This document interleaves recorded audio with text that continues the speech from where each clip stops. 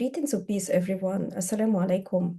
When we hear the name Florence Nightingale, we often picture a lone woman with a lamp walking through the dim hospital corridors during the Crimean War. This familiar image, however, risks reducing her legacy to the outward expressions, obscuring the deeper inward spiritual orientation that shaped her life and nursing career. And beyond the hospital walls, we now speak of planetary health, as though the Earth itself has become a patient, and indeed it has. Systems that sustain life are under strain. Florence Nightingale anticipated this connection with remarkable clarity. The connection between the health of the patient and the health of the environment is one of the first laws of nursing.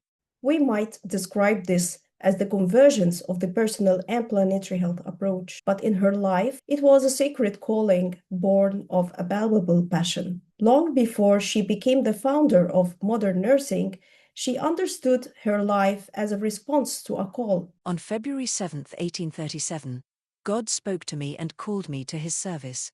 During an influenza epidemic in December 1837, Florence looked after the sick of her local parish, displayed selfless service to their needs. She had a strong calling to serve the poor, though it deeply troubled her mother, who was concerned about the behavior demanded of a woman of her social standing. In Florence's words, I knew God had not made me to tend to garden parties. In his essay, he often referred to as Florence of Arabia, Hamza Yusuf invites us to see Florence Nightingale beyond the conventional Western narrative. He challenged the portrayal of her as a British reformer or a relic of Victorian sentimentality, but as a figure shaped, at least in part, by her encounters with other civilizations, including Egypt and the wider Islamic world in which she worked. Instead, he situated her within a web of civilizational exchange, learning from and engaging with cross-cultural influences in the development of modern nursing. Before she became an icon, Florence Nightingale traveled to Egypt, an ancient terrain where something in her was awakened.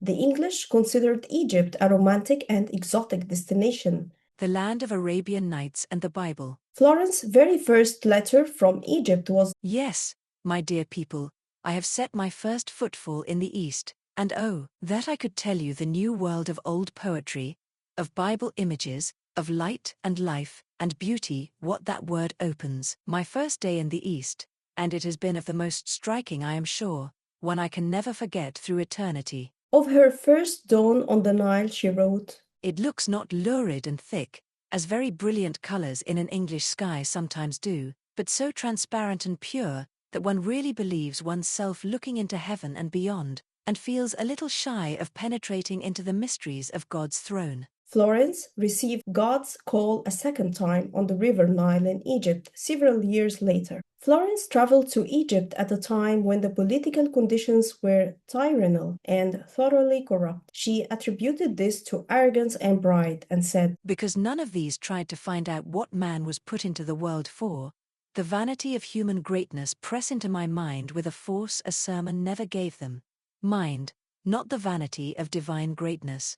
It also appears that Florence had several mystical experiences while in Egypt. Once, while traveling on the Nile, she wrote that the question of what God wanted her to do was finally resolved. Long morning by myself at Old Corner, sat on steps of the portico, moving with the shadow of the sun, and looking at the, to me, priceless view. God spoke to me again. A week later, still on the Nile, she added, God called me in the morning and asked me would I do good for him alone without reputation. She encountered not merely a different culture, but a different moral grammar, one in which care for the sick was not an act of optional charity, but an obligation rooted in the recognition that every human being carries within them a divine imprint. In the Islamic tradition, to save one life is as if to save all humanity. And in the hospitals of the Muslim world, the Pimaristans of Cairo, this principle was made manifest. Cleanliness was not simply hygienic, it was spiritual. Care was not transactional, it was devotional. Florence Nightingale saw this.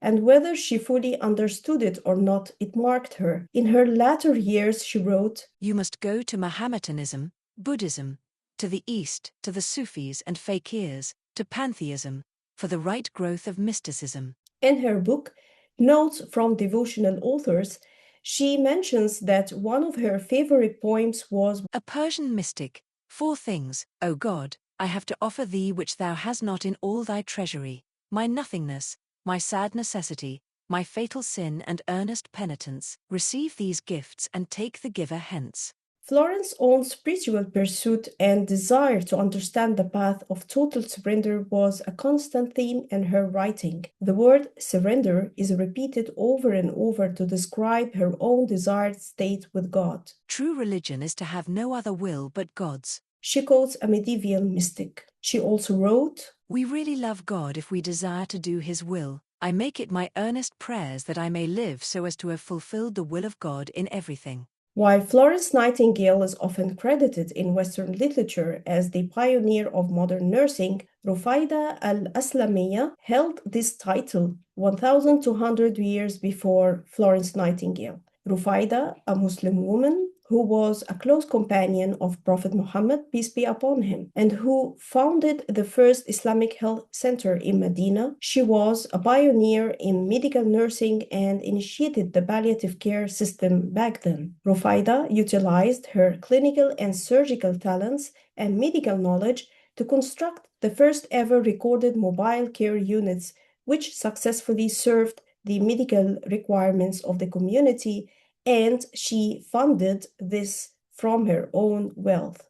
In Jordan, the Rufaida al-Aslamiyya College of Nursing and Midwifery is a testament to her pioneering spirit. The Arab Organization for Red Crescent and Red Cross honors her memory with the Rufaida al-Aslamiyya Medal, and the Royal College of Surgeons in Ireland, in collaboration with the University of Bahrain, awards the Rufaida al-Aslamiyya Awards to an exceptional student annually. Recognizing the history of the nursing profession that transcends geography does not diminish Florence Nightingale's contributions. It is a testimony that compassionate care for humanity are remembered and celebrated, inspiring future generations to follow in their footsteps.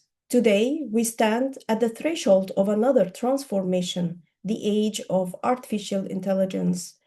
We are building systems that can diagnose disease, predict outcomes, and optimize efficiency. And yet, we may ask, what is the telos of these systems increasingly guided by algorithms rather than human relationships? Florence Nightingale, the pioneer of statistics, used data to expose patterns of neglect and advocate for reform. In Nightingale's time, war was brutal and visible before her eyes. The wounded lay in overcrowded wards, their suffering undeniable. Today, war has become both hyper-visible and strangely invisible. We see it on our screens, endless images of destruction, of displacement, of children buried beneath rubble, and yet we scroll past. In Gaza, in Sudan, in countless forgotten places, the same conditions Florence Nightingale confronted persist, but now they are even compounded by geopolitical indifference and digital fatigue. Planetary health is inseparable from planetary peace. Healthcare professionals have a moral obligation to attend to our planet's need for palliative care due to ongoing conflicts and mass displacement, including in regions not far from Egypt. When we call Florence Nightingale Florence of Arabia, we are not making a claim about her identity, we are making a claim about inheritance. Florence Nightingale's time in Egypt was transformative for her personally. She experienced what she described as a spiritual awakening, a sense of calling towards service. This moral accountability before God is coined in her saying that nursing is an art, and if it is to be made an art, it requires an exclusive devotion as hard a preparation as any painter's or sculptor's work. She elevates nursing from task to art, from function to formation of the soul. One does not perform nursing, one is formed by it. having herself increased in understanding and compassion during her voyage in Egypt, as well as increasing those around her. By the end of her journey, the Egyptians who accompanied Florence Nightingale wept tears at her departure, a true testimony to her noble character and the truth and sincerity of her being. What Florence recognized was the indomitable spirit of the Arab, something that is quite evident to anyone who spent time in the Arab world or even the greater Muslim world. For that matter, her journey to Egypt was a journey inward that culminated in a coherent vision in which the physical and spiritual, the scientific and the moral, are not at war with one another. Though Florence was tempted by prospects of a brilliant Victorian social life of the elite, she had a strong obedience to God by selfless service to society. In honoring her by looking at her life and light she offered in all its aspects, and in remembering her invaluable contributions to our world, we honor the best in ourselves. As we reflect on her legacy, the image of the lamp endures. Perhaps the light she carried was not merely physical, it was moral. It was the light of submission, of service, of sacrifice. In an age illuminated by screens but darkened by indifference, we would do well to ask, what light do we carry? And more importantly, who does it serve? Thank you.